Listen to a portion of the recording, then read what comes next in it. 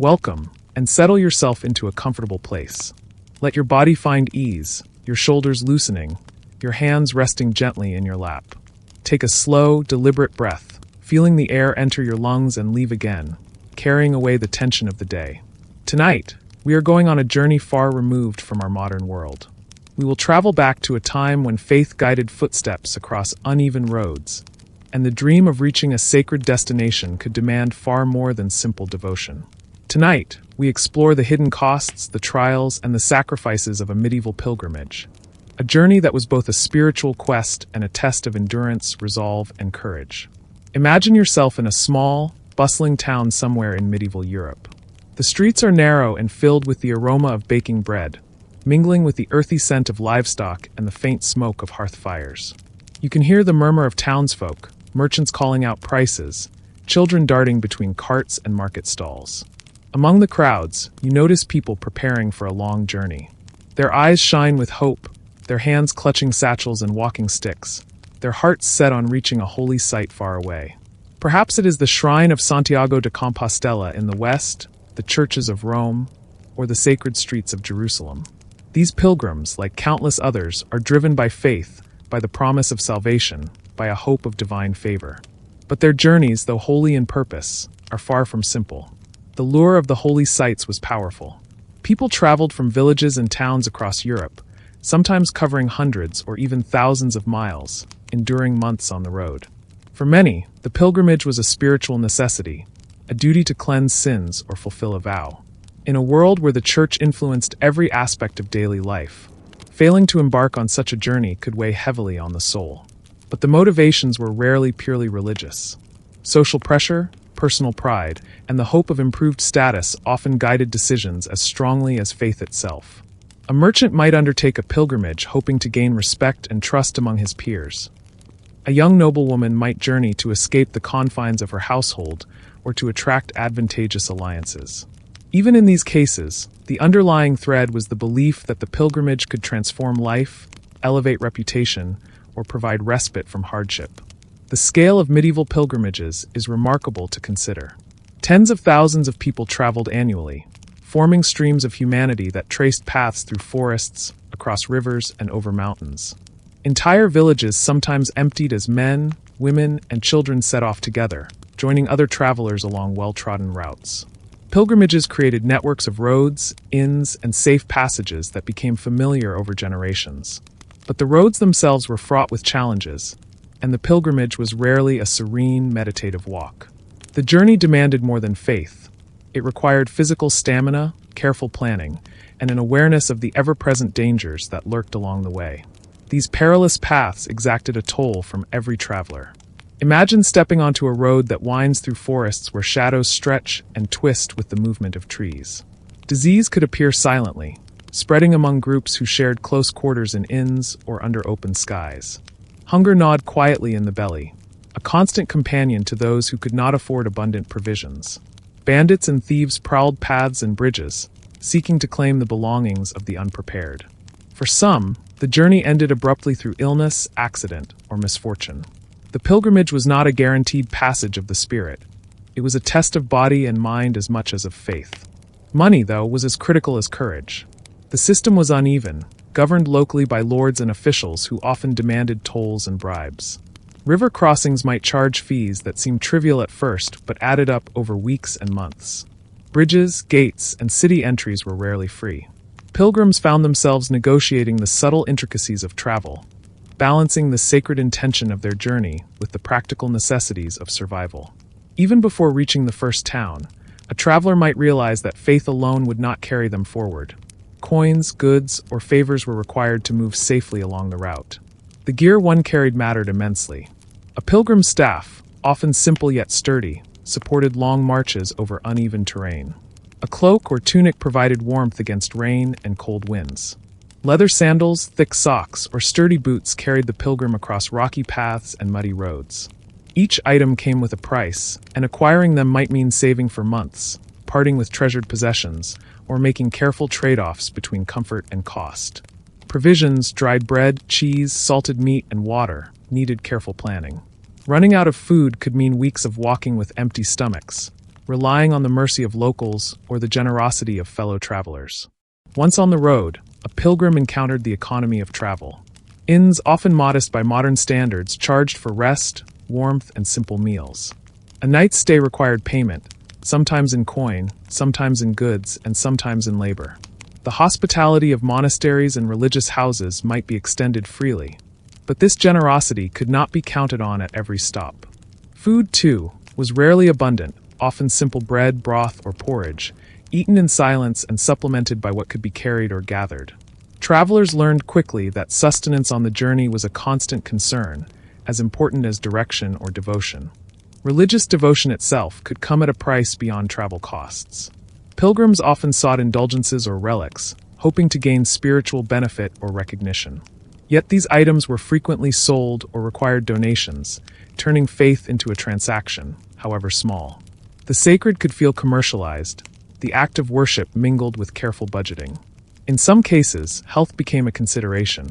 Travelers might seek the help of a healer along the route, relying on remedies and advice that varied widely in effectiveness. Medicines could be costly, and poorly trained practitioners could offer solutions that were no more than comfort in a cup or a poultice. Each choice, each expense, added layers to the journey, reminding pilgrims that the cost of travel was not measured only in distance, but in coin, labor, and endurance. Beyond material costs, the pilgrimage demanded emotional and social sacrifice. Families parted, businesses were left in the care of others, and social ties stretched thin over months of absence. Loneliness, anxiety, and the quiet fear of being far from home tested the mind as rigorously as the body. Every step forward required not just physical energy but mental fortitude. Pilgrims learned to endure discomfort, uncertainty, and the slow passage of time on roads that seemed to stretch endlessly. Returning from a pilgrimage carried its own challenges. The homecoming was rarely simple. Travelers had changed in ways that were visible and invisible. Fatigue lingered, minor illnesses might persist, and the experiences of months on the road shaped thoughts and behavior. Reintegrating into daily life could be slow, requiring adjustment to the rhythms of a world that had moved on while the pilgrim had journeyed. Yet many found that the trials were worth the transformation.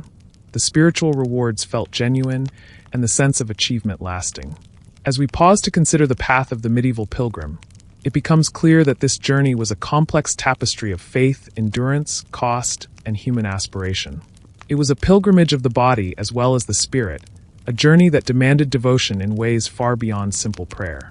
Imagine yourself walking along those dusty roads, feeling the weight of your pack, the uneven stones beneath your feet, the quiet companionship of strangers who share your path. Imagine the stillness of a starry night as you rest, the distant murmur of a river, the flicker of candlelight in a modest inn. Every step carries meaning, every choice matters, and the journey unfolds slowly, deliberately, like a meditation in motion. With the first segment of our journey explored, we can begin to see the true price of pilgrimage. Not merely in coin or goods, but in sweat, solitude, and quiet endurance. We glimpse the courage it took to follow one's faith across forests, rivers, and mountains. And as we prepare to move into the next segment, we will turn our attention more closely to the personal experiences of those who undertook these sacred journeys. The faces, the stories, and the human spirit that endured despite all the hidden costs. Now, imagine stepping further onto the pilgrimage route. The town behind you fades into a haze of smoke and dust, replaced by the uneven track of the open road. The air shifts, the sounds of daily life, the clatter of carts, the chatter of merchants grow distant, replaced by the soft rhythm of footsteps, the occasional call of a distant bird, and the whisper of the wind through trees. The journey ahead is long, and already the road begins to test those who have chosen it. Traveling as a medieval pilgrim was rarely straightforward. Roads were unpaved and often rutted by rain, mud clinging to boots and cloaks. Bridges were scarce and sometimes in disrepair, forcing travelers to navigate streams and rivers that could swell unexpectedly. Dense forests could provide cover for bandits, while open fields exposed walkers to the elements. Each step carried risk. Travelers faced sickness and fatigue as constant companions. Dysentery, fevers, and infections moved quietly through groups of pilgrims, striking without warning and spreading with astonishing speed. There were no modern pharmacies, no ambulances, no assurances of care. The journey demanded attention to one's health, careful rationing of food, and vigilance against the many dangers hidden in plain sight. Bandits were a threat that lurked at every curve and shadow. Some travelers were robbed of possessions, leaving them with little more than the clothes on their backs. Others paid protection fees to local lords, small sums meant to safeguard them along certain stretches of the road. These payments were unpredictable, varying from place to place, and often required delicate negotiation. A pilgrim unprepared for these tolls could find the cost of the journey suddenly overwhelming. What seemed at first like a simple, sacred quest could easily transform into a struggle for survival, measured not only in distance but in resources and patience. Even basic necessities were not freely available. Food and water were scarce in certain regions, and travelers needed to plan carefully to avoid hunger. Some relied on villages along the way for supplies, but each stop could bring new expenses. Dried bread, salted meat, cheese, or a small bottle of wine carried both weight and cost. The well-prepared pilgrim learned to balance their load, to anticipate the journey ahead, and to make do with what they could afford. Sometimes, improvisation became a vital skill. Gathering wild fruits, seeking the aid of sympathetic locals, or sharing meager rations with fellow pilgrims. Beyond sustenance, every journey demanded practical equipment. Strong footwear, a durable cloak, a walking stick, and satchels capable of holding months' worth of supplies were essential. Cloth, leather, and wood could be expensive, and a pilgrim often faced the choice between comfort and necessity. Many travelers discovered the hard way that skimping on these basics could make the road harsher, the nights colder, and the passage slower. The road also carried hidden fees beyond what a pilgrim might expect. Local lords and tollkeepers often controlled passage through their lands, imposing taxes on travelers regardless of intention. Bridges, ferries, and city gates required payments, sometimes substantial. Fees could be demanded for entering a town market, sleeping in an inn, or even passing a bridge at a river crossing. Pilgrims, carrying few resources, learned to budget carefully and to anticipate these unexpected costs. A coin saved in one town could be the difference between a night of warmth or a night exposed to the cold. Traveling in groups could provide some protection, yet it did not remove the need for constant caution. Pilgrims relied on each other for guidance, shared watch over possessions, and mutual support during illness or injury. The slow rhythm of walking, day after day, week after week, required endurance. Even small injuries, blisters, sprains, or muscle strain could become serious obstacles when medical care was distant and rudimentary. Travelers had to rely on their own knowledge, the advice of fellow pilgrims, or the remedies of local healers, whose skills were often inconsistent. Consider the river crossings, where fees might seem nominal at first but accumulate over time. A pilgrim might pay a toll at every bridge along a major route, or give a small gift to a ferryman. Sometimes these payments were optional, sometimes enforced, and refusal could lead to confrontation or delay. Each crossing tested both patience and resourcefulness. The pilgrim's journey was as much a negotiation with human authorities as it was a passage through forests and fields. Illness remained a persistent companion. The long days of walking under sun or rain, the shared quarters in inns, and the fatigue of continuous travel weakened bodies. Travelers developed strategies to endure. Walking early before the heat of the day, resting at shaded spots, and rationing food carefully. Yet despite preparation, disease could strike swiftly. Pilgrims understood that their physical resilience was as critical as their spiritual devotion. Every cough, every ache, every moment of weariness was a reminder that the pilgrimage demanded total commitment, body and soul alike. Still, many undertook these journeys, accepting the risks for the sake of faith, personal promise, or social expectation. The road, dangerous and unpredictable, became a mirror of the inner journey, a test of determination, patience, and fortitude. It revealed strengths previously unknown and exposed vulnerabilities that had been hidden in the safety of home. Pilgrims learned to measure their steps, to conserve their energy, and to make choices carefully, aware that each decision could influence their ability to reach the sacred destination. Even within hardship, small comforts provided relief. A warm meal at an inn, a kind word from a fellow traveler, or a gentle stretch at the edge of a river could restore energy and morale. Pilgrims discovered that endurance was not only physical but emotional, relying on brief moments of ease to sustain their long march forward. Every challenge overcame strengthened resolve and, paradoxically, deepened the connection to the spiritual purpose of the journey. In this way, the road of the pilgrim was more than a trail through forests, across rivers, and over mountains. It was a landscape of trial, of negotiation, of careful calculation, and of quiet triumphs. It demanded constant awareness, both of the self and of the world around. Each toll, each hidden cost, each moment of discomfort became part of the story that the pilgrim carried. A story of courage, persistence, and the human capacity to endure. As we step back and observe the path of these travelers, it becomes clear that every mile exacted a cost, and every moment of respite was earned through effort and attention. The dangers were many, yet the resolve of those who undertook the pilgrimage was greater. They walked with purpose, with faith, and with a sense of obligation that transcended the physical discomforts. And as the day waned and the sun lowered in the sky, these pilgrims continued, step by deliberate step, toward destinations that promised spiritual reward, but offered no guarantees against the trials of the journey itself. Now, imagine the weary traveler arriving at the edge of a village after a long day on the road. The path behind is marked by dust and the steady rhythm of footsteps.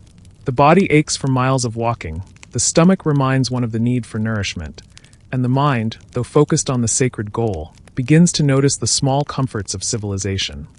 The warm glow of candlelight spilling from windows, the murmur of voices within, the scent of baking bread and simmering stew. These moments, brief and delicate, are the pilgrim's respite, and they reveal another side of the journey, the economic world that underpins the sacred quest. Lodging was one of the most immediate concerns. Inns, monasteries, and hospices offered places to rest, but each came with a price. A modest inn might charge a coin or two for a night, but the cost could be higher depending on the route, the season, or the demand from other travelers. Meals were similarly variable. A simple bowl of broth or a piece of bread could be the difference between a night of comfort or continued fatigue. Pilgrims needed to budget carefully, often carrying coins reserved specifically for lodging and sustenance. Planning was critical. Arriving at a village too late could mean no bed for the night, forcing rest on the ground or under a shelter that offered little protection from wind or rain. The pilgrim economy extended beyond simple lodging and food. Religious tourism created markets for relics, indulgences, and tokens of faith. Shrines often offered small charms, prayer beads, or certificates that promised spiritual benefit, yet these items required payment. For the faithful, these purchases were an investment in salvation or divine favor, but they also represented a tangible cost on top of the already expensive journey. Pilgrims needed discernment, balancing their desire for spiritual benefit with the limitations of their purse. Each transaction, whether for a relic, a meal, or a bed, became part of the unfolding story of sacrifice and resourcefulness. Medical care, when needed, was another hidden expense. Injuries and illness were common on the road. Some towns and monasteries offered rudimentary care, often administered by monks or local healers. Treatments varied widely in effectiveness, ranging from herbal poultices to simple advice on diet and rest. Payment might be expected, sometimes in coin, sometimes in kind. Pilgrims faced choices: endure discomfort, risk worsening conditions, or seek help that might be expensive or uncertain. Every decision carried weight, shaping the journey and testing patience and foresight. The path itself carried indirect costs as well. Walking long distances required energy, and maintaining one's strength demanded food and rest. Running out of provisions could force dependence on charity or the generosity of locals. These small, often unnoticed expenditures added up, highlighting the persistent economic undercurrent of the pilgrimage. For some, the cumulative costs, monetary, physical, and emotional, were staggering, a reminder that the sacred journey was far from free, no matter how high the devotion. In addition to these direct costs, the social pressures of travel added another layer to the pilgrim economy. Group travel offered protection and companionship, but coordinating resources among multiple travelers could be complex. Food, lodging, and fees needed to be shared or divided, often requiring negotiation and compromise. Travelers learned patience and strategy, understanding that survival and progress depended as much on cooperation as on individual skill or faith. The commercialization of faith was not limited to objects or inns. Entire towns, particularly those along major pilgrimage routes, adapted to serve the constant flow of visitors. Markets sprang up near shrines and crossroads, selling food, water, simple tools, and protective charms. This infrastructure both eased and complicated the journey. Pilgrims could acquire what they needed, but the abundance of goods came with temptation and expense. Choosing carefully became a quiet lesson in mindfulness and financial discipline, teaching travelers that devotion required not only spiritual focus, but also practical wisdom. Even the smallest interactions, paying for passage across a bridge, leaving a coin for a local guide, purchasing bread at a roadside stall, formed part of the continuous negotiation with the environment. These transactions, seemingly minor, influenced the flow of the journey. A misjudged expenditure could result in hunger or fatigue. A careful choice could provide safety and comfort. Pilgrims learned to weigh the visible and invisible costs, recognizing that each coin spent was an investment in the success and survival of the journey. Yet amid these challenges, there were moments of reward. The kindness of a stranger, the warmth of a fire, the simple satisfaction of a well-earned meal provided relief and encouragement. These small comforts became deeply meaningful, reminders that perseverance could yield tangible rewards even in the midst of difficulty. Pilgrims began to understand that the journey itself, with its careful balancing of needs, desires, and resources, was a form of discipline and training, a preparation not only for spiritual reward but for practical life. Religious devotion intertwined with commerce in subtle ways. Pilgrims might offer coins or goods in exchange for blessings, guidance, or indulgences. These exchanges, while deeply personal, reflected broader patterns in medieval society. Faith was expressed not only through prayer, but through careful allocation of resources, deliberate choice of routes, and engagement with a network of people and institutions that supported, and sometimes profited from, the act of pilgrimage. Understanding this dynamic provided insight into both the spiritual and economic realities of the era, highlighting how human aspiration and practical necessity were inseparable on the road. Medical care, once more, deserves attention. Pilgrims were vulnerable to sprains, cuts, fevers, and exhaustion. Healing remedies were simple: herbs, poultices, rest, and advice from those familiar with common ailments. Yet these remedies often required payment or barter, adding to the financial burden. The traveler who invested in care increased their chances of survival and comfort, but even this was no guarantee. The uncertainty of health on the road reinforced the lesson that every expense, every preparation, was part of a larger system of endurance and sacrifice. By the time a pilgrim reached the next town, the subtle economy of the journey had shaped both experience and expectation. Travelers developed routines, anticipating costs, saving coins, sharing resources, and adjusting plans according to circumstance. The pilgrimage became a lesson in adaptation, patience, and resource management. Every interaction, whether with an innkeeper, a healer, a guide, or a fellow pilgrim, was part of the unfolding tapestry of the journey, blending spiritual purpose with practical realities. As the evening falls along the road, picture the pilgrim entering a modest inn. The fire flickers, casting warm light across wooden beams. The aroma of broth and bread fills the room. Travelers rest, exchange stories, and attend to minor injuries. The body finds relief, the mind finds quiet, and the spirit, weary yet persistent, prepares for another day. This rhythm, travel, expense, respite, preparation, is the pulse of the pilgrim economy, a delicate balance between devotion and survival, sacrifice and reward. Imagine the pilgrim setting out once more, leaving the comfort of inns and the brief relief of food and warmth behind. The road stretches ahead, familiar in its hardships yet new in each moment. By now, it is clear that the true cost of pilgrimage extends far beyond coins, tolls, or meals. There are sacrifices that touch family, livelihood, and the deepest parts of one's being, costs that cannot be repaid with money, but demand endurance, courage, and resilience.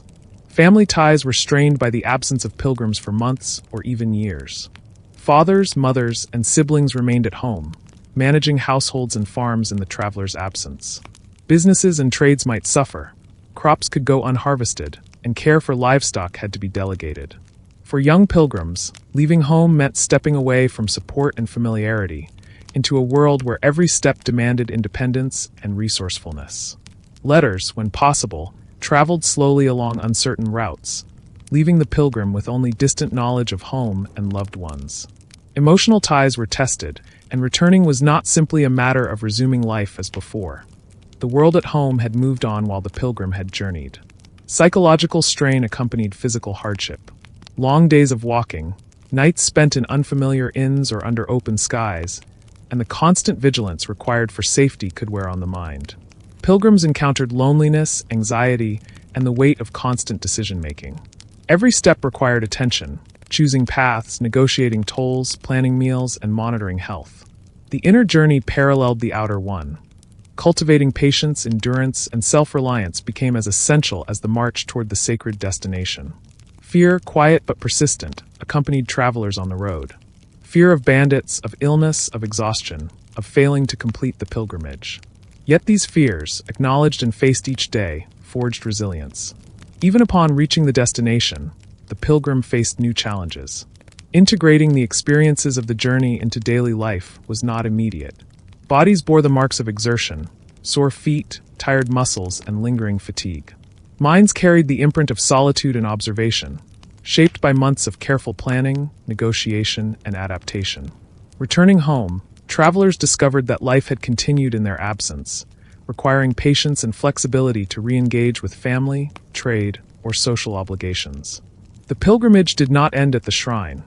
Its impact lasted long after the journey itself, shaping character, perspective, and priorities. Religious fulfillment, while profound, often carried its own burdens. The rituals completed, the prayers said, and the relics acquired provided a sense of spiritual achievement, yet they also reminded pilgrims of the cost. What was given, what was endured, and what was sacrificed. These experiences were deeply personal, and sometimes difficult to communicate to those who had not traveled the same path. The richness of spiritual insight was entwined with fatigue, discomfort, and the lessons learned through struggle. The social consequences of pilgrimage were significant as well. Pilgrims returned with stories, tokens, and knowledge from distant lands, sometimes gaining respect, sometimes envy, and occasionally suspicion from neighbors. Their journeys could alter relationships, redefine expectations, and shift social roles. The act of undertaking the pilgrimage signaled dedication, courage, and moral discipline, yet it could also highlight differences in experience and status within communities. For some, the spiritual and social rewards balanced the costs. For others, the journey's hardships left lasting scars on health, wealth, and family life. Physical well-being was closely intertwined with these sacrifices. Illness or injury sustained on the road could persist after return. Some pilgrims bore minor wounds, chronic aches, or weakened constitutions as lasting reminders of the journey. Others, having survived near misses with disease or accident, carried the quiet knowledge of vulnerability, an awareness that life's fragility was ever present. These physical reminders were coupled with mental echoes, the memories of long stretches of road, the quiet evenings in inns, the muted prayers under starlit skies. Every detail lingered, shaping the pilgrim's perspective on life, faith, and human endurance. The act of pilgrimage also demanded the courage to face uncertainty. Roads were unpredictable, weather could shift suddenly, and encounters with strangers carried risk. The ability to adapt, to make decisions under pressure, and to maintain resolve despite discomfort, hunger, or fear, became central to the experience. Pilgrims developed patience and foresight, learning that the journey itself was as instructive as the sacred destination. Even the simplest moments revealed profound lessons. Observing the flow of water in a river, the movement of animals along the path, or the changing light at dawn offered comfort and reflection. These quiet experiences reminded travelers of the rhythms of life beyond immediate concerns, the continuity of the natural world, and the human capacity for endurance and observation. The physical act of walking became meditation, each step an echo of patience and commitment. Each mile traveled a testament to the pilgrim's determination. Finally, the pilgrimage imparted a timeless understanding of purpose and cost. In medieval Europe, as in the present day, the pursuit of something greater than oneself required effort, sacrifice, and resolve.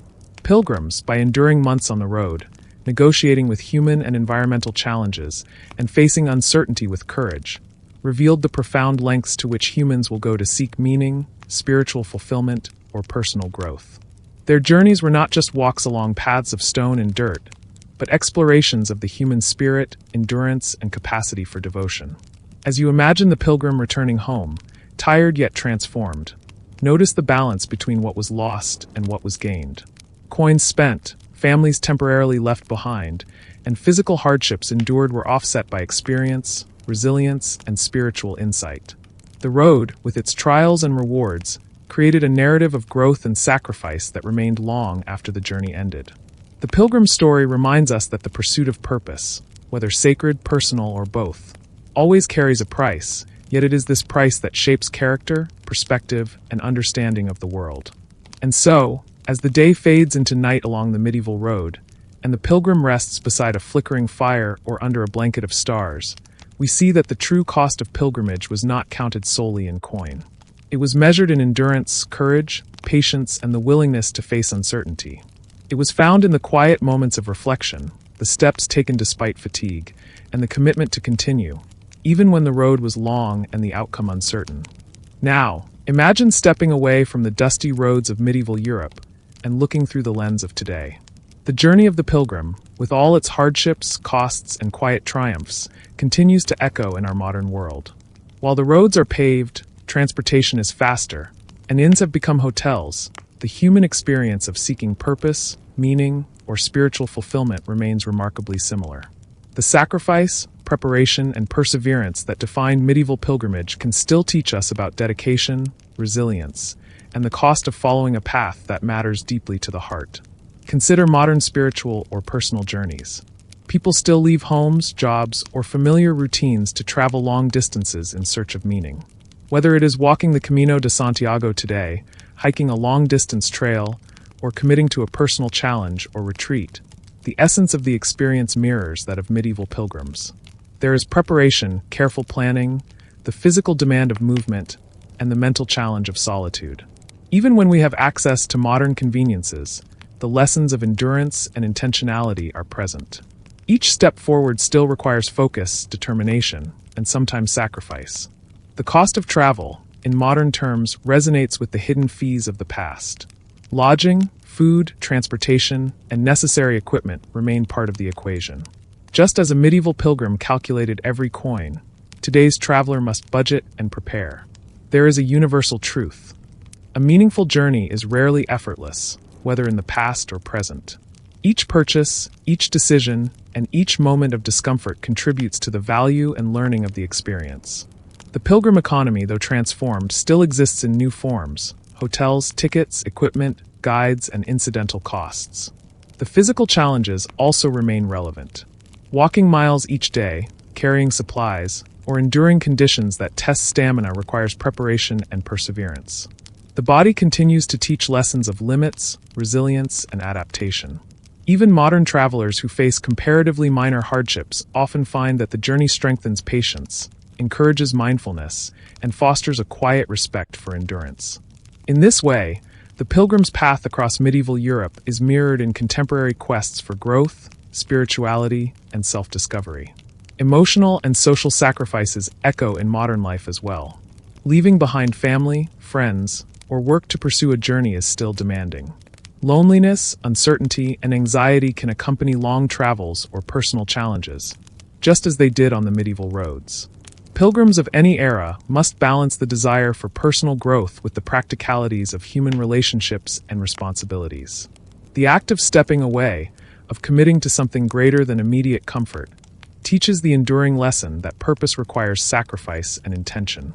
Even the subtle rewards, the small kindnesses from strangers, the quiet joy of reaching a resting place, the satisfaction of progress after a long day, remain part of the modern journey. These moments create lasting memories, cultivate gratitude, and remind travelers that the effort invested is never wasted. The challenges, though sometimes inconvenient or uncomfortable, heighten the value of achievement and deepen reflection on personal meaning.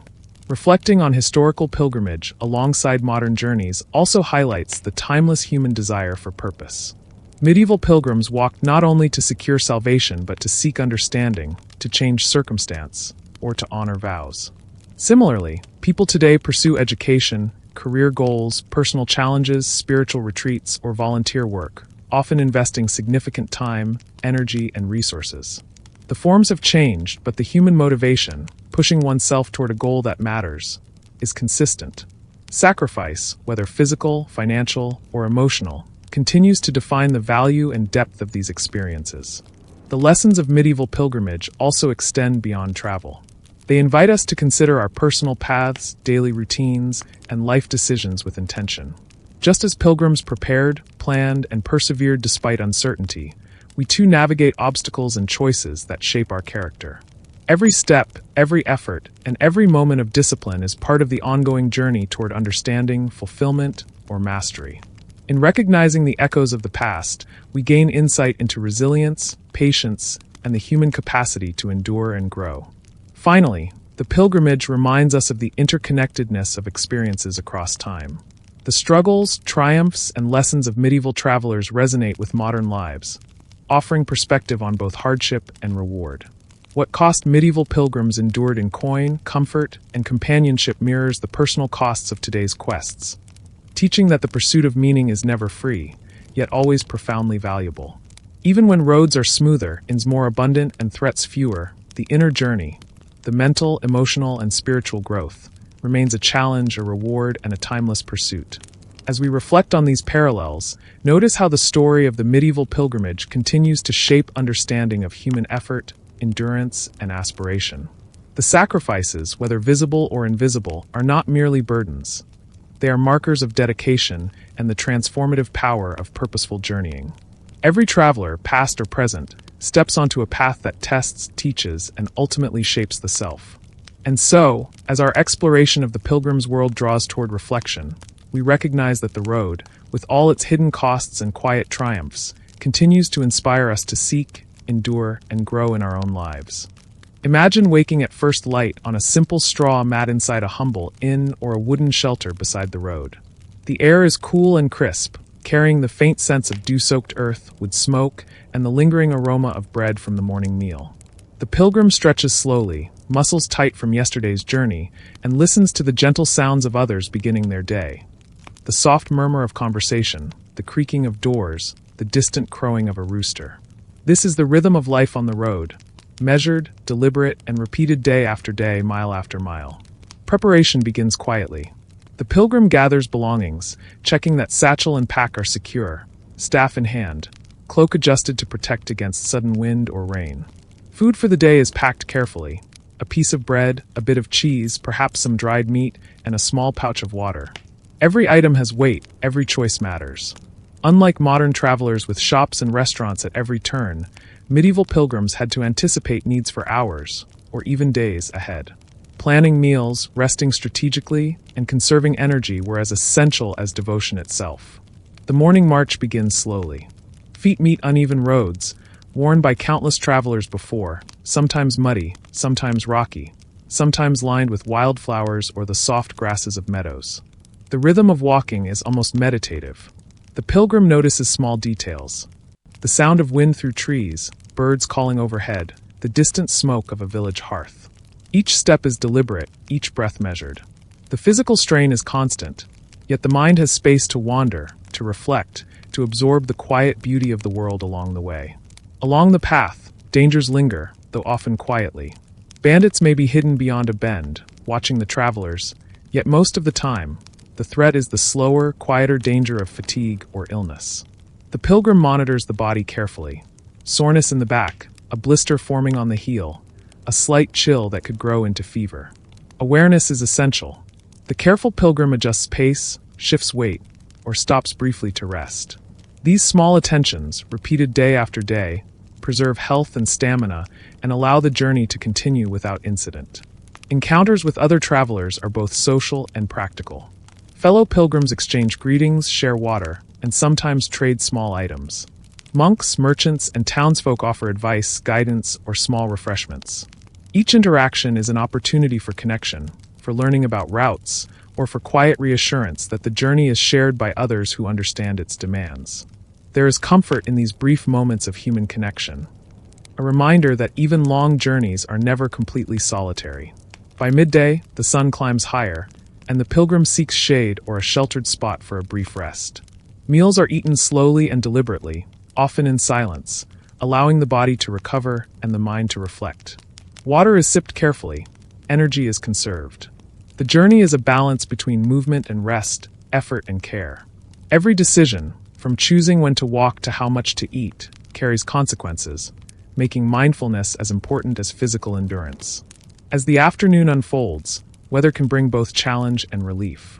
Rain might dampen the road and the pilgrim's cloak, but the coolness offers a reprieve from the heat of the sun.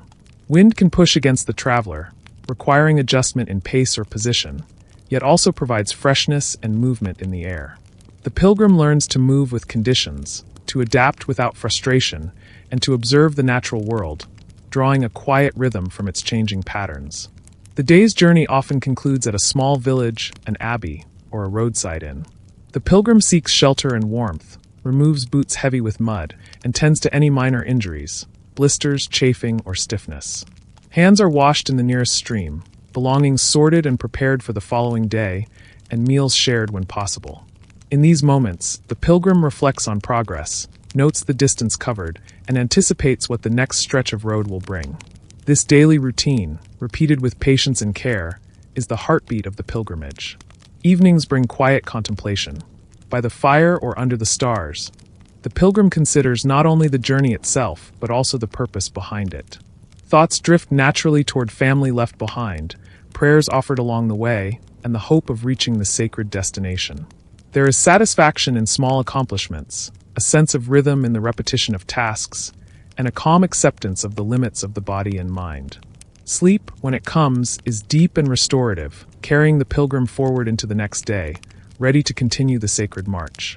Through these routines, the pilgrimage teaches patience, resilience, and observation. Every step, every pause, every small decision along the road builds endurance and insight.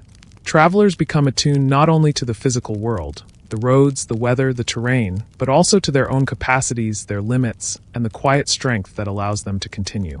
By imagining the pilgrim's daily life in such detail, we begin to understand the subtle costs of the journey beyond the obvious expenses or dangers. It is a cost paid in discipline, attention, and a constant awareness of self and surroundings. It is a cost that shapes character, deepens experience, and transforms both body and spirit. Picture the pilgrim approaching a village after a long day on the road. The sun has begun to lower in the sky, painting fields and rooftops in a gentle amber light. Smoke curls lazily from chimneys, and the faint sound of a blacksmith hammering or a dog barking drifts toward the traveler. The air carries a mix of smells: baking bread, animals in the yard, and the faint tang of river water nearby. This is the kind of place where the road opens up into human life, offering both relief and new challenges. Villages along the pilgrimage routes were vital stopping points.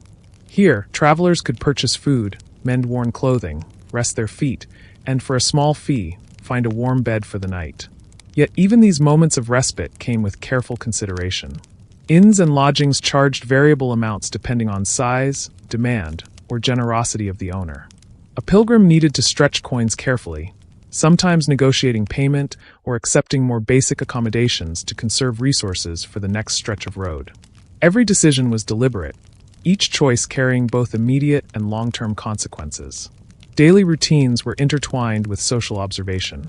Pilgrims watched local markets, noting what was for sale, the cost of food, and the way merchants interacted with travelers. They observed festivals, religious rituals, or public announcements, all while remaining aware of the practical necessities of travel. Every interaction offered information, an opportunity to learn, and sometimes a gentle distraction from fatigue or discomfort. Yet there were also quiet dangers. Pickpockets, overzealous tax collectors, or dishonest innkeepers could turn a simple stop into a stressful negotiation. Awareness, patience, and tact were essential skills for the pilgrim. Local communities often had their own customs, and the traveling pilgrim needed to navigate them carefully. Religious sites, town gates, and market squares each had unspoken rules. Pilgrims who observed these with respect found smoother passage, small favors, or guidance. Those who failed to notice nuances could face resistance, delay, or even subtle hostility. In this way, the road was not only a physical journey, but also a lesson in social intelligence, teaching travelers to read human behavior as carefully as they read the sky or the path ahead. Food and water presented both sustenance and strategy. Pilgrims had to judge portions carefully, ensuring enough energy to continue the journey while conserving resources. Fresh bread, cheese, or a small stew was often accompanied by a modest drink of ale or watered wine. These meals were as much about ritual and comfort as nourishment. Sharing food with fellow travelers, expressing gratitude to hosts, and maintaining polite manners were all part of the subtle economy of kindness and reciprocity that kept the journey moving smoothly. Medical concerns, though ever present, became particularly visible in towns and villages. Minor injuries could be treated by local healers, monks, or apothecaries. However, treatment was not always reliable, and payment was expected. Pilgrims learned to gauge the seriousness of a wound or illness, often treating minor aches themselves while reserving resources for more critical needs. These moments reinforce the careful balance between vigilance, prudence, and trust in the world outside one's own experience. Encounters along the road also offered small lessons in culture and perspective. Pilgrims could witness local crafts, farming methods, or ways of life different from their own homes. Markets were filled with colors, smells, and sounds that were unfamiliar and sometimes enchanting. Observing local rituals, hearing distant songs or prayers, or simply noting the way people went about daily tasks provided a quiet education in the diversity of human experience. Each village became a living classroom, a subtle reminder that the journey was as much about learning and understanding as it was about walking toward a sacred goal. Yet, with these opportunities came subtle hazards. Bridges might require fees, ferrymen expected payment, and local tolls varied depending on the whims of those in power. Pilgrims needed to negotiate with diplomacy, carry sufficient coins, and sometimes accept delays to ensure safe passage. Even seemingly minor decisions, choosing the right path through a village or paying a toll promptly, could affect the day's progress, highlighting the constant interplay between caution, judgment, and endurance. As the day ended, pilgrims found rest where they could, perhaps in a small room shared with other travelers, a simple hall in a monastery, or even a quiet corner under a protective tree. Even in these moments of respite, reflection was constant. The events of the day, difficult crossings, negotiations with locals, minor injuries, and moments of beauty, were processed quietly, becoming part of the inner rhythm of the journey. Each experience added depth, awareness, and resilience, reminding the pilgrim that the road shaped both the body and the mind. By observing these villages and towns, and engaging carefully with the people and customs encountered, pilgrims learned that the journey was more than distance covered. It was a complex network of interactions, decisions, and reflections. Survival and success depended not only on strength or faith, but on patience, discernment, and the ability to respond calmly to both opportunity and adversity. Every village became a microcosm of the larger journey, a small stage where the traveler practiced the skills necessary to continue onward. The road and the communities along it taught the pilgrim humility and mindfulness. Every encounter, every payment, every meal shared or toll paid, reinforced the awareness that progress required attention, care, and balance. The journey was not simply about reaching a destination. It was about walking with purpose, observing deeply, and growing quietly through experience. Imagine the pilgrim walking slowly through the soft morning light, each step measured and deliberate. The road stretches ahead, lined with trees that sway gently in the wind, and the distant song of birds provides a serene backdrop to the rhythm of footsteps. This is not just a journey of distance, but a journey of devotion, where faith and reflection accompany every mile. Pilgrims carried their spiritual purpose as closely as their satchels and walking sticks, and in quiet moments, it became the heartbeat of their day. Daily rituals were woven into the rhythm of travel. Short prayers were offered at dawn, the hands folded briefly, the head bowed, as the mind prepared for the day ahead. Pilgrims carried prayer beads or small tokens of devotion, touching them during moments of fatigue or uncertainty. Each bead or charm represented intention, faith, and hope, a constant companion during long stretches of road where the world seemed vast and empty. Even simple gestures, like tracing a small symbol on a staff or murmuring a familiar prayer, brought reassurance and focus. Pilgrims often paused to observe sacred landmarks along the way. A small roadside shrine, a distant chapel spire, or a cross carved into stone offered a place for reflection and meditation. Standing in these quiet spaces, travelers might contemplate their journey, recite verses, or offer silent thanks for safety thus far. The pause itself became a form of devotion, a gentle way to reconnect with purpose amidst the physical demands of the road. The rhythm of walking, resting, and reflecting created a meditative flow, a blend of action and contemplation that carried the spirit as steadily as the body. Reading or listening to scripture was another form of quiet practice. Those who could read brought small volumes of religious texts, carefully wrapped to protect them from rain or dust. Others listened to stories shared by fellow pilgrims or monks at inns and hospices. These moments of reflection provided both spiritual nourishment and comfort, reminding travelers that their efforts were part of a larger, meaningful tradition. Even brief encounters with sacred texts encouraged patience, resilience, and moral reflection, an inner journey running parallel to the physical road. Pilgrims also found solitude to be deeply sustaining.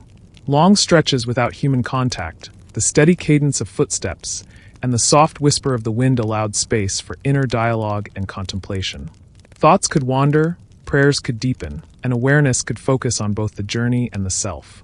This solitude was not loneliness, but a deliberate retreat into reflection, an opportunity to align personal intention with the path being walked.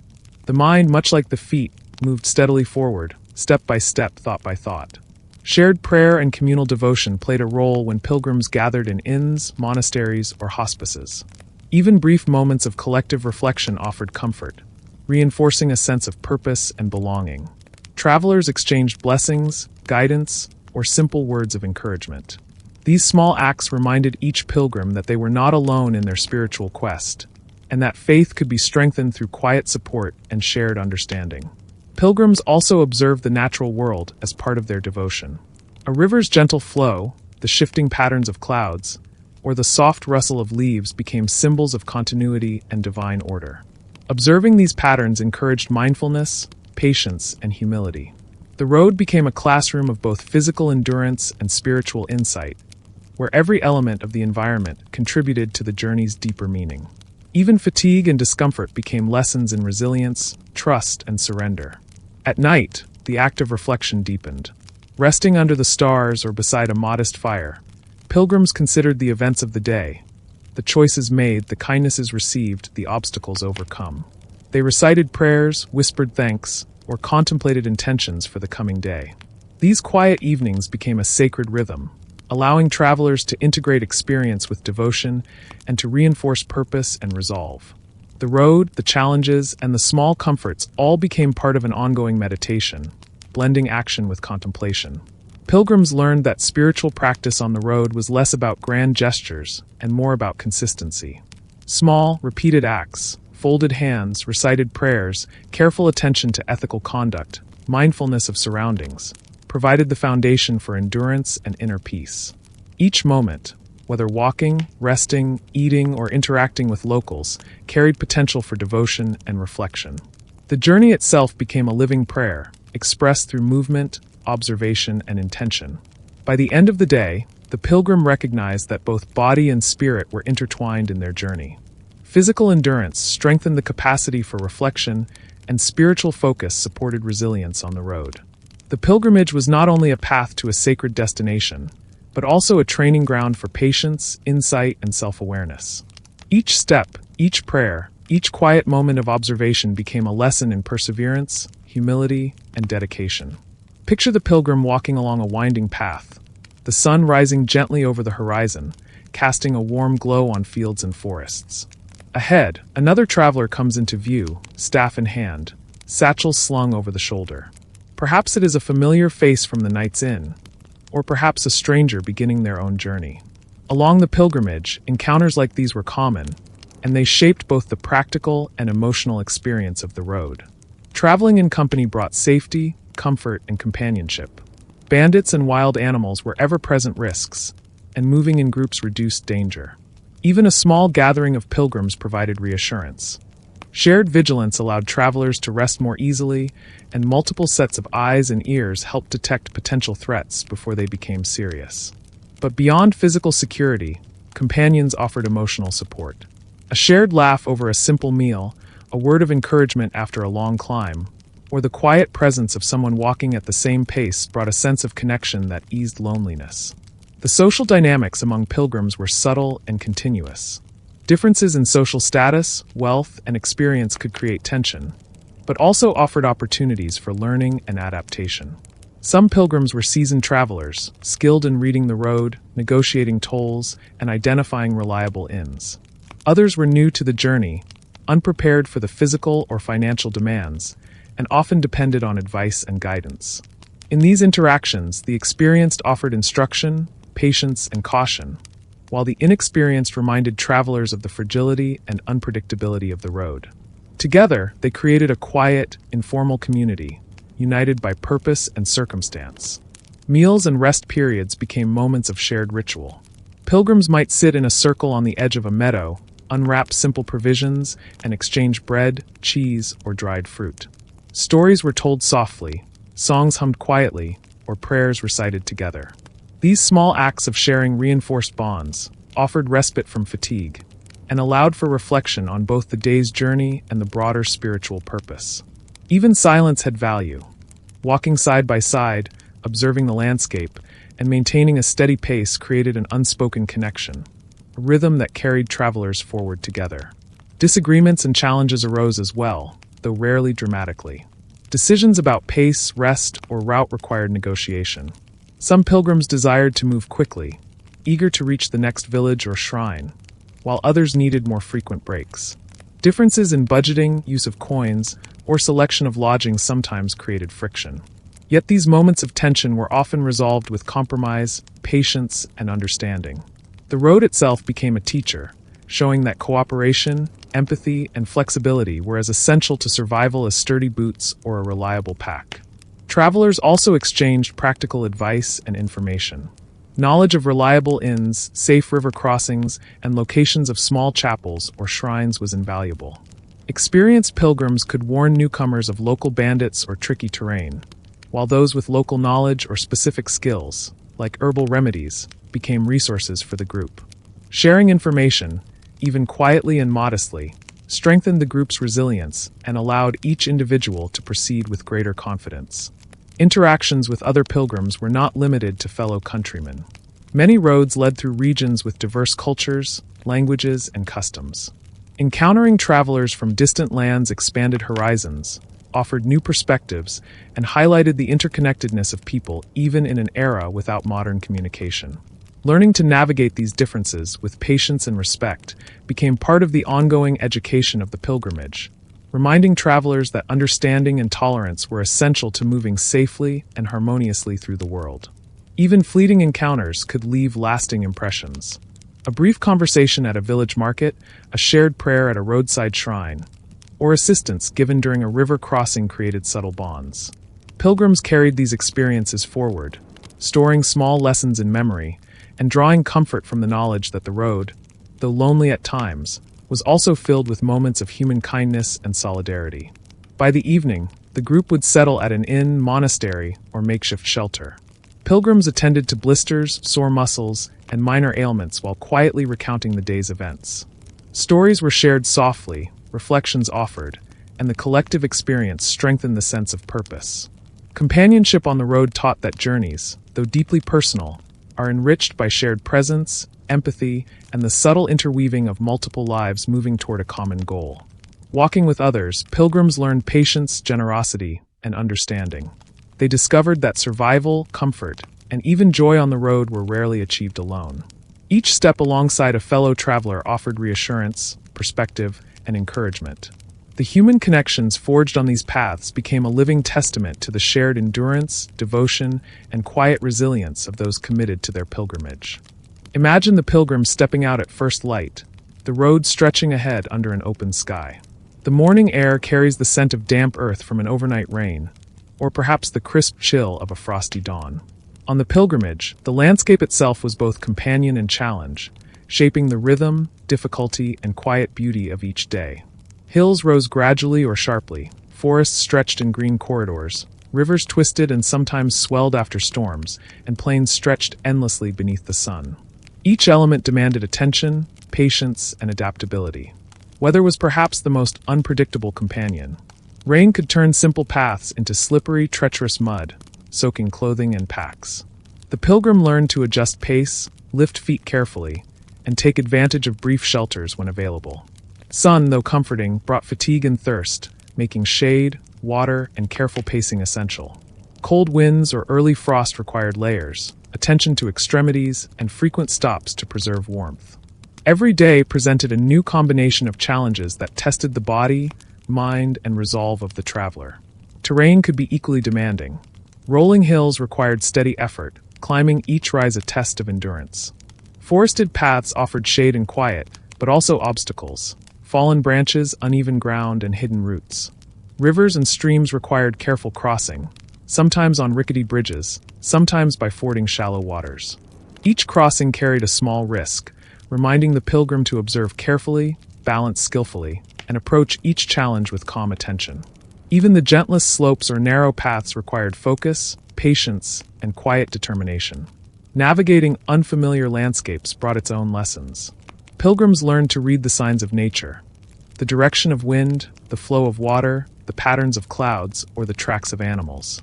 These subtle observations helped predict changes in weather, locate sources of water, or find safer paths. The road itself became a teacher, encouraging mindfulness, attention to detail, and a growing understanding of how the natural world influenced every step of the journey. Inclement weather added both physical and psychological challenges. Heavy rain, thick fog, or strong winds could slow progress and create anxiety. Yet overcoming these obstacles fostered resilience and calm. Pilgrims learned to maintain composure, to adjust expectations, and to move steadily despite discomfort. Every hardship endured strengthened the body, sharpened awareness, and nurtured patience, turning even unpleasant conditions into lessons in endurance and perspective. The landscape also offered quiet beauty, often unnoticed in the daily grind of walking. Fields dotted with wildflowers, streams glimmering in sunlight, or distant mountains casting long shadows became sources of subtle comfort. Pilgrims learned to pause, even briefly, to take in the scenery, drawing strength from its constancy and calm. These moments were restorative, reminding travelers that the road, though demanding, was also filled with gentle inspiration and quiet delight. Seasonal changes shaped the journey further. Spring brought new growth and moderate temperatures, but also sudden showers. Summer offered warmth and long daylight, yet fatigue and sunburn tested endurance. Autumn presented softer light and harvest sights, while cooler air demanded preparation and vigilance. Winter was perhaps the harshest, with frozen paths, snow, and bitter winds. Each season required the pilgrim to adapt clothing, pace, and strategy, teaching flexibility, foresight, and resourcefulness. Pilgrims also discovered that the landscape shaped social interactions. Crossing hills or streams together encouraged cooperation. Sharing knowledge about routes or safe paths strengthened bonds with fellow travelers. Villages and towns nestled within valleys or along rivers became predictable refuges, providing places of rest and replenishment. The interplay between terrain, weather, and human settlement created a rhythm that guided the pace and choices of each day, reminding pilgrims that both natural and social environments demanded awareness and respect. By evening, after navigating hills, rivers, and fields, the pilgrim would finally reach a place to rest. The legs ached, muscles were tense, and clothing was damp or dusty, yet the experience of the day reinforced patience, awareness, and resilience. The pilgrim learned to accept conditions beyond control, to adapt gracefully, and to find small comfort in predictable routines. Drying garments, tending blisters, and sharing food with companions. Every challenge of weather or landscape became part of the journey's quiet education. The enduring lesson was that the road, in all its variety and unpredictability, cultivated both physical strength and mental fortitude. Pilgrims learned to pace themselves, anticipate difficulties, and move steadily, step by step, mile by mile. In these experiences, they discovered that endurance was not only a measure of the body, but of character, attention, and the quiet courage to continue despite obstacles. The landscape, with its beauty and its challenges, became an integral teacher on the path to spiritual and personal growth. As the pilgrim continued their journey, one of the most comforting and inspiring sights along the road was a distant spire, a small wayside shrine, or the high stone walls of a monastery rising above the landscape. These places were more than markers on a map. They were havens, teachers, and reminders of the deeper meaning behind every step of the pilgrimage. Approaching them brought a mix of relief, anticipation, and reverence. Monasteries were often positioned near major pilgrimage routes, offering shelter, food, and spiritual support to weary travelers. Upon reaching the gates, the pilgrim might hear the quiet hum of chanting monks or the gentle ring of a bell calling the community to prayer. The atmosphere inside felt different from the noisy roads outside. Life moved slowly, governed by discipline and contemplation. Even a short visit taught the pilgrim about patience, humility, and the calm that came from stepping into a place shaped by devotion. Inside the monastery, simple hospitality awaited. A guest master might greet the pilgrim, offer water to wash dusty hands, and lead them to a common room or courtyard. Meals were plain but nourishing, often bread, broth, and vegetables grown by the monks themselves. Eating in silence, surrounded by people who served not for reward but for purpose, gave the pilgrim a sense of belonging and peace. The stillness encouraged reflection on their own intentions, reminding them that the journey was as much inward as outward. Visitors were sometimes invited to observe monastic routines. Watching monks chant or copy manuscripts illuminated a world built on discipline and steady commitment. Their focused attention to tasks taught the pilgrim that meaningful work did not need to be grand. It simply needed to be done with care. This observation planted seeds of personal growth, showing how consistency, calm, and purpose could transform even simple daily actions into something valuable. Small shrines dotted the roadside as well, often just a carved cross or a tiny wooden shelter with a candle inside. These shrines marked places of local devotion, honoring saints, miracles, or travelers who had faced hardship. When pilgrims paused at these spots, they found space to breathe, rest, or offer a quiet prayer. These brief moments created a rhythm of calm across long days of walking. Each pause allowed the pilgrim to reconnect with their intention, steady their thoughts, and continue with renewed focus. Some shrines offered tokens such as ribbons, carved symbols, or small pebbles left by earlier travelers. Seeing these reminders taught the pilgrim that they were not alone. Many had walked the same path, faced similar fears, and found meaning in the struggle. This sense of shared experience strengthened resilience and comforted the pilgrim during moments of doubt or fatigue. Encounters with monks, nuns, or hermits also brought unexpected wisdom. Their conversations were simple, often revolving around patience, forgiveness, or gratitude. Yet these ideas stayed with the pilgrim for miles. A monk's gentle advice to accept discomfort, or a nun's reminder to show kindness even when tired, could influence the pilgrim's attitude for the rest of the journey. Such lessons left lasting impressions, shaping how the pilgrim approached challenges, interacted with others, and reflected on their purpose. Monasteries also served as safe places to rest during storms or illness. Infirmaries provided basic care using herbs, balms, or knowledge passed down through generations. While resting, the pilgrim had time to observe the monastic gardens, designed for both healing and meditation. The structured order of nature, seen in neat rows of plants and careful irrigation, offered reminders of balance, patience, and the steady growth that comes from nurturing small things over time. For many pilgrims, participating in a monastic service became a turning point. Kneeling among the monks, listening to their voices rise together in harmony, the pilgrim felt connected to something larger than themselves. Whether or not they fully understood the words, the calm repetition, the echoes in the stone walls, and the shared breath of the gathered community created a moment of deep stillness. In that stillness, the pilgrim found clarity. Leaving a monastery or shrine was always accompanied by a sense of renewal. The road outside felt familiar, yet somehow different. The pilgrim carried with them new insight, steadier emotions, and a deeper appreciation for the quiet sanctuaries along their path. These encounters reinforced that spiritual growth often came in brief moments, shaped by the kindness of strangers, the simplicity of shared meals, and the calm presence of devoted communities. The larger lesson from these encounters was that guidance often arrived when most needed. Whether in the shelter of a monastery or the shadow of a small shrine, the pilgrim discovered that support existed all along the road. It came from people who lived simply, places built with reverence, and traditions that offered direction. By accepting this guidance, the pilgrim grew more confident, reflective, and grounded, ready to face the next stretches of their journey with patience and purpose. As the journey carried on, the pilgrim often found themselves walking in long, quiet stretches where the only sounds were the steady rhythm of footsteps on dirt paths and the distant calls of birds settling into the trees. In those moments, loneliness pressed against them like a constant companion. It was not loud or dramatic. Instead, it arrived slowly, settling into the spaces between thoughts, reminding the pilgrim how far they were from home, family, and the life they once knew. The medieval road was crowded at times, but surprisingly empty at others. Even when other travelers passed by, each person had their own pace, their own worries, their own reasons for walking. Conversations were brief, shared out of courtesy rather than friendship. People came from different lands, spoke different languages, or followed different customs. These differences created a quiet distance that was hard to bridge. So even in a group, the pilgrim often felt alone, surrounded by faces that would appear for a day then disappear forever. Loneliness on the pilgrimage was not just about missing loved ones. It also came from the slow space of the journey. Without the distractions of home or the quick pace of daily chores, the pilgrim had long hours to think. Thoughts drifted from memories to regrets, from hopes to fears. Some days, the pilgrim felt comforted by the chance to reflect. Other days, the thinking felt heavy, as if the quiet was holding up a mirror to every hidden worry they carried. Nights made the loneliness sharper.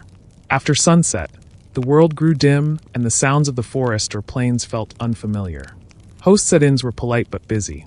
Once the pilgrim lay down in the corner of a common room or under the roof of a barn, the silence folded around them.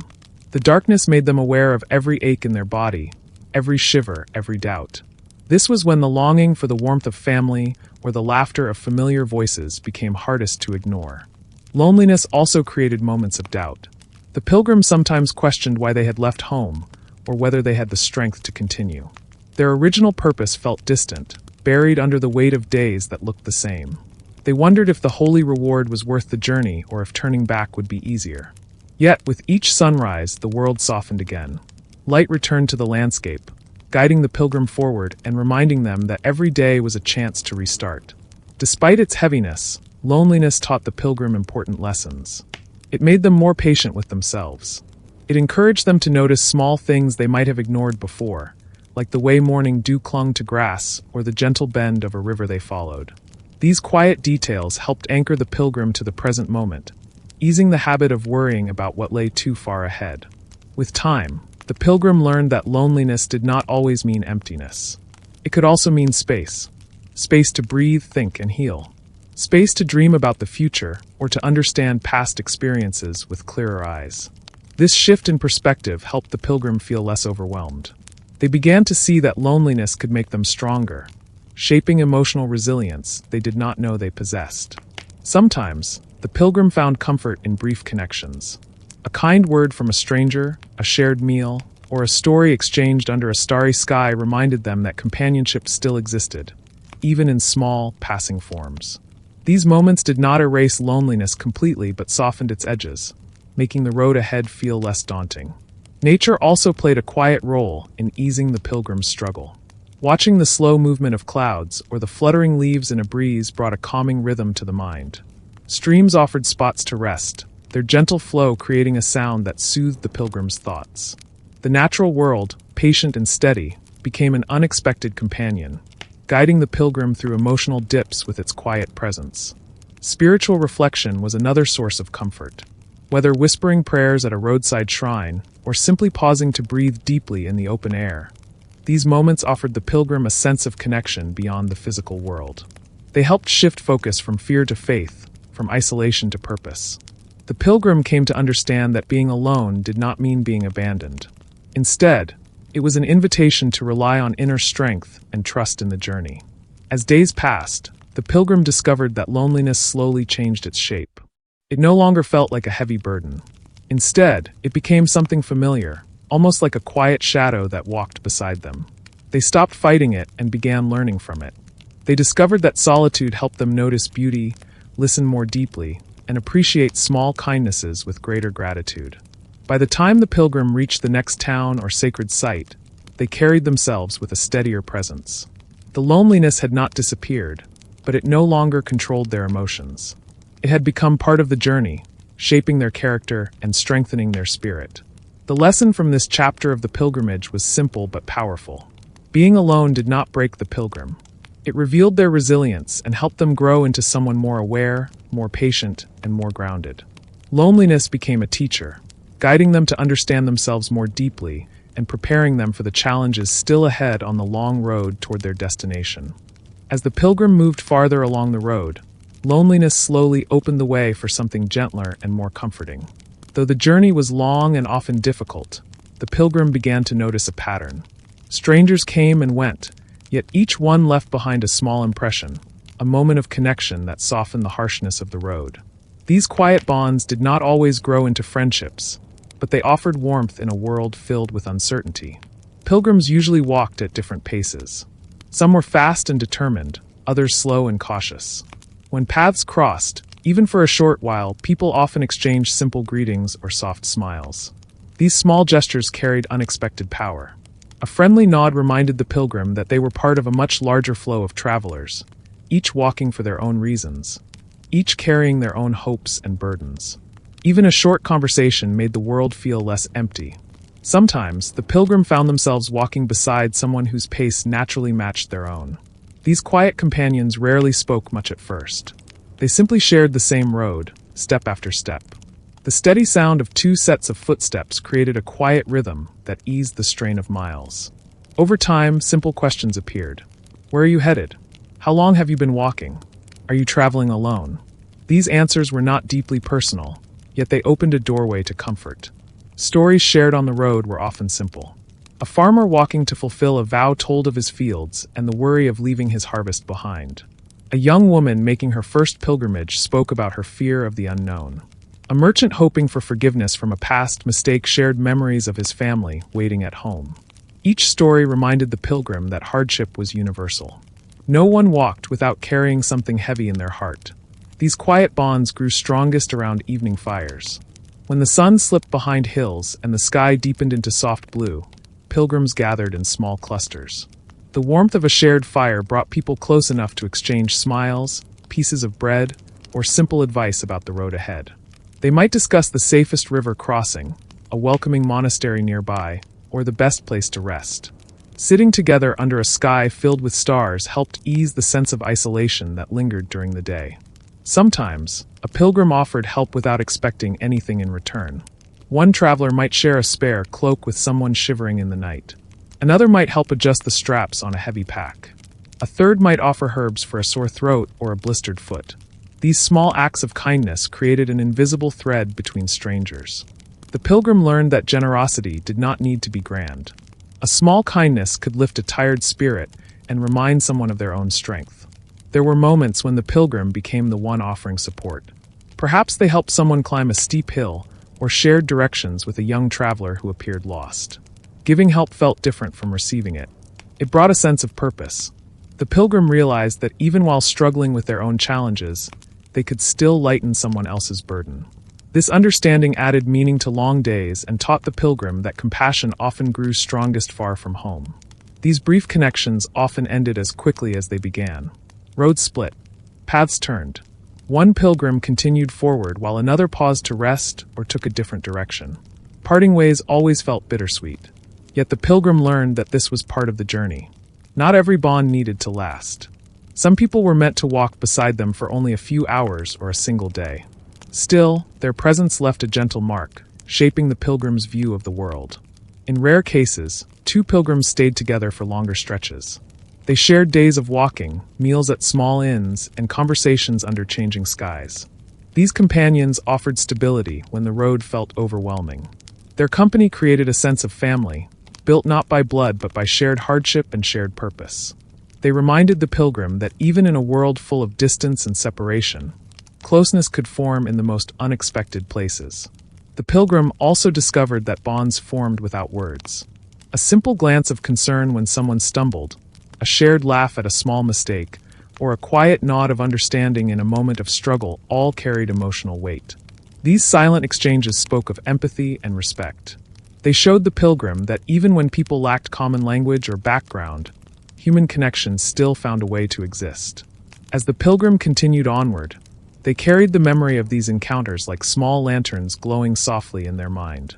Each one brightened the journey, reminding them that the world was not as cold or frightening as it sometimes felt.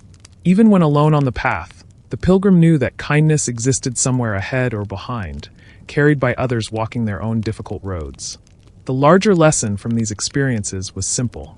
People do not need to stay forever to matter. A stranger's kindness can shape a day or even an entire journey. Quiet bonds, even the briefest ones, can strengthen courage, foster patience, and remind a weary traveler of their shared humanity. By accepting these connections and offering their own kindness in return, the pilgrim grew wiser and more grounded. They learned to see people not as passing figures, but as gentle reminders of compassion, hope, and shared strength. These bonds softened the hardest parts of the pilgrimage and helped the pilgrim continue with a calmer heart and a clearer sense of purpose. As the pilgrim continued across hills, forests, and towns, there came a point when the body began to feel the long miles in a deeper way. Tiredness was normal. Sore feet were expected. But sometimes something heavier settled in. a slow ache behind the eyes, a tightness in the chest, or a heat rising in the skin. Illness approached quietly on the medieval road, slipping into the journey without warning and adding a new layer of challenge to each step. Illness during a pilgrimage was common. Travelers walked through unfamiliar climates, drank from rivers or wells that were not always safe, and slept in crowded inns where sickness moved easily from person to person. Cold winds, damp clothes, sudden storms, and long days without proper rest weakened even strong bodies. A small cough could grow into a fever. A moment of dizziness could turn into days of discomfort. At first, the pilgrim often tried to ignore the signs. They pushed forward, hoping the feeling would pass. But as hours turned into days, the symptoms grew harder to overlook. The road felt longer than before. Hills that once seemed manageable now felt impossibly steep. Even the weight of the pilgrim's pack felt heavier. Each breath felt slower, each step more deliberate. The journey that had once been challenging now demanded even more strength. When illness settled in, the world around the pilgrim changed. Sound seemed distant. The chatter of nearby travelers faded. Even the beauty of the landscape felt muted. Instead of admiring the fields or watching the play of sunlight on water, the pilgrim focused on staying upright, steady, and moving forward. The simple act of walking became a quiet test of endurance. In medieval times, medical knowledge was limited. Treatments varied from helpful herbs to questionable remedies. When the pilgrim reached an inn or village, they might meet a local healer. Some were skilled with plants and understood how to soothe fevers or ease stomach troubles. Others relied on traditions with uncertain results. Still, the pilgrim accepted what help they could find. Even a warm drink, a herbal mixture, or a place to rest brought relief. Monasteries remained the safest places to seek care. Monks tended to gardens filled with healing plants like mint, chamomile, and sage. They prepared simple balms, brewed calming teas, and offered a clean place to rest. The pilgrim often felt grateful for their kindness. Being ill far from home was frightening, but the steady presence of someone willing to help softened that fear. Illness also slowed the journey. Days that were supposed to be spent covering long distances turned into days of resting, waiting, and hoping for strength to return. At first, this pause felt frustrating. The pilgrim feared falling behind or not reaching the holy destination in time. But as the body rested, the mind began to settle too. Slowness offered space to breathe, reflect, and remember why the journey mattered in the first place. The pilgrim learned to listen more closely to their body. They took shorter steps, paused more often, and accepted that healing could not be rushed. They discovered that patience was not just a virtue, but a necessity. The road taught them that progress was not always measured by distance. Sometimes progress meant allowing the body to recover, even when the heart wanted to continue forward. During illness, fear sometimes crept in. What if they grew worse? What if they could not continue? The pilgrim faced these questions quietly, often late at night while lying awake, listening to the soft murmurs of others sleeping nearby. Yet even in these darker moments, hope remained. Many pilgrims before had faced sickness and survived. Many had rested, recovered, and eventually continued. Knowing this helped the pilgrim hold on to courage. Slowly, with rest and care, the body began to heal. The fever eased. Strength returned in small waves. One morning, the pilgrim woke and felt lighter. They could breathe more easily. Their steps, though slow, no longer felt impossible. This gentle return of strength brought a deep sense of gratitude that filled each moment of the day. Recovering from illness also changed how the pilgrims saw the journey. They noticed more of the world around them. The brightness of the morning sky felt more comforting. The breeze across the fields felt cooler and more refreshing. Even the simple act of walking felt like a privilege. Illness had taken something away, but in returning that strength, the journey gave back a deeper appreciation for each step. The pilgrim also became more empathetic toward others. When they saw another traveler coughing or struggling, they recognized the signs. They understood the quiet fear behind the tired eyes. This understanding encouraged them to offer help. A share of water, a slow pace, or even a few calming words could make a difference. Illness taught the pilgrim that every person on the road carried their own invisible battles. In time, the pilgrim grew stronger than before. The hardship of illness had strengthened their patience and deepened their sense of gratitude. It had shown them the limits of the body, the importance of rest, and the power of kindness from strangers. More than anything, it taught them that even when the journey felt difficult or uncertain, healing and hope could still rise quietly within them. The lesson from this part of the pilgrimage was clear. Illness did not mean failure. It was part of the journey, teaching resilience, humility, and the importance of caring for both body and spirit.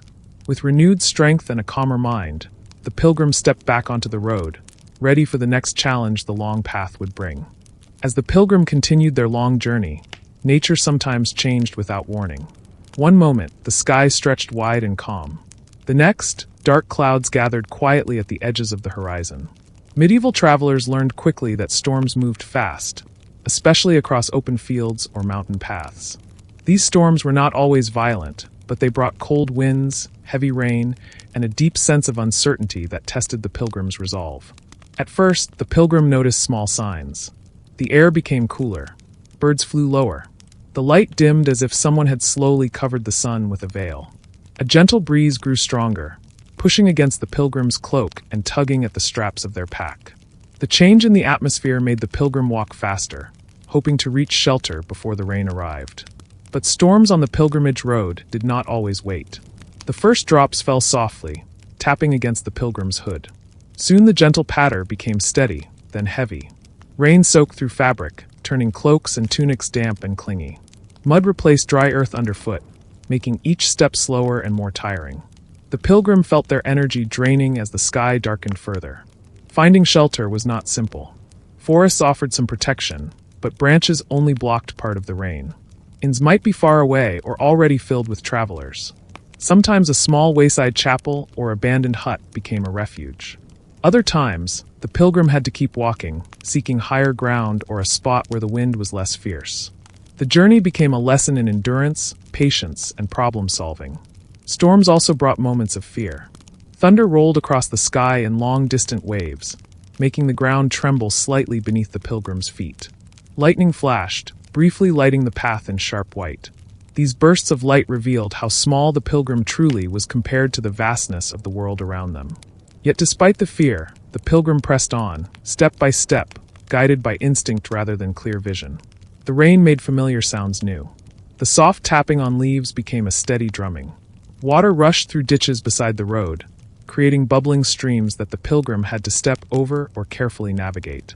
The sound of wind moving through trees became louder, almost like whispers weaving through branches. Even though the storm was harsh, there was a strange calm hidden within the chaos, a rhythm that helped the pilgrim stay focused. Other travelers sometimes appeared during storms, their cloaks wrapped tightly, their heads bowed against the wind. These shared moments of struggle created silent bonds. A nod passed between two soaked pilgrims meant more than words. It showed understanding, empathy, and shared determination. Sometimes people gathered under the same tree or shared a small dry corner. Even without speaking, they found comfort in knowing they were not alone in the storm. When a small shelter finally came into view, relief washed over the pilgrim like a warm wave. Whether it was a simple barn, a stone wall, or an open stable, the chance to rest under a roof brought comfort. The pilgrims shook off their cloak, squeezed water from their sleeves, and sat in the quiet space while the storm continued outside. The sound of rain hitting the roof created a steady pattern that eased the pilgrims' breathing and calmed their thoughts. These resting moments became times for reflection. The pilgrim thought about the unpredictability of the road. Storms reminded them that the world could shift quickly, and that plans did not always unfold smoothly. Yet sitting in that small shelter also reminded them of their own strength.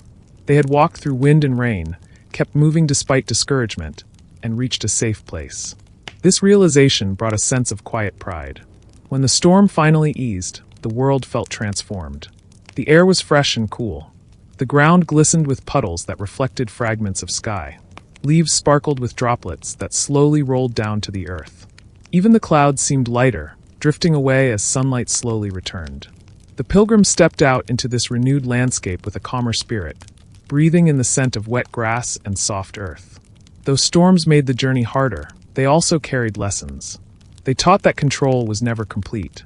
They showed that perseverance grew strongest when tested by discomfort. They reminded the pilgrim that challenges passed, even when they felt endless in the moment. Most importantly, the storms taught acceptance. The pilgrim learned to adjust, endure, and trust that each hardship would eventually give way to clearer skies. Walking again, the pilgrim felt a steadier rhythm in their steps. The storm had slowed them, but it had also strengthened their awareness. They appreciated clearer weather more. They noticed small details they might have ignored before, like the way sunlight warmed their hands or the gentle sway of branches now free from the weight of rain. Each quiet moment felt like a gift after enduring the storm's pressure. The pilgrim came to understand that storms, whether on the road or within the heart, were temporary. They arrived with force, challenged strength, and left slowly, making space for clarity. This understanding helped the pilgrim continue with a softer attitude toward hardship. Instead of fearing the next obstacle, they accepted it as part of the greater journey. And so, with refreshed determination and a spirit shaped by wind and rain, the pilgrim continued forward, ready for whatever the road might bring next. Imagine walking through the silent corridor again after that long conversation. The air feels heavier this time. You feel as if the room itself is testing you, waiting to see what you will do next. One lesson of medieval life is simple. People watched each other the way owls watch mice. Quiet, patient, judging. A private mistake rarely stayed private. You sit on the edge of your small stool and think about your day. Every face in that workshop reminded you of something. One person's anger showed you fear. Another's silence showed you shame. Another's softness showed you self-control. The abbot's calm voice taught you something too. Authority does not always need shouting. Sometimes the quietest people guide the entire room without raising a hand. Your thoughts drift to your own habits. Every person has two versions of themselves, the one they show in public and the one that whispers inside their head. Medieval people had this too, they just didn't have a name for it. In the monastery, your public self had to appear obedient and dedicated. Your private self wanted answers, purpose, and a reason to push forward when your body felt tired. You take a slow breath and remember something the older monk said one evening. Growth is not a race. It is the courage to take one more step when nobody is checking on you. You didn't understand it back then, but you understand it now. That is how people survived harsh rules, strict routines, and cold stone nights. They built discipline one tiny habit at a time. You look at your hands. They are stained and dusty from work. You feel the ache in your fingers. But you also feel a quiet pride. A place like this shows you quickly that your value isn't in the things you own. It is in how consistently you show up even when the task is not exciting. Monks copied texts for years without applause. They swept floors for decades without praise. They lived slow, focused lives because they believed small actions shape the mind. You close your eyes for a moment, and something unfolds inside you. A small truth, simple but strong. You don't need grand transformations. You don't need to fix everything at once. You only need to keep shaping yourself with small choices. Wake up a little earlier. Stay patient when you want to snap. Notice your thoughts before they control you. These quiet habits are what make you strong in the long run. Outside your room, the hallway torch flickers. You hear soft footsteps, the steady rhythm of a monk returning from evening duty. The monastery feels like a living creature, breathing, humming, guiding everyone who walks through it. You are a part of that rhythm now. As night settles over the monastery, you feel the weight of the day finally soften. The echo of footsteps fades, the candles burn low, and the world slows into a gentle hush.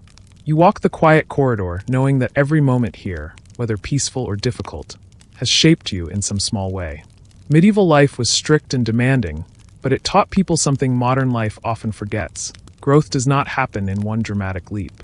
It happens through steady effort, quiet reflection, and small choices repeated over time. You return to your little room, close the wooden door, and sit with your thoughts. There is no applause, no reward, just your breath and the soft glow of a single candle. And yet, this silence feels powerful. It reminds you that you carry your strength inside you, not in the things you own, not in the approval of others, but in the habits you build and the patience you practice. Let yourself rest now. Let the noise of the day fall away. You have learned, you have grown, you have taken another step forward.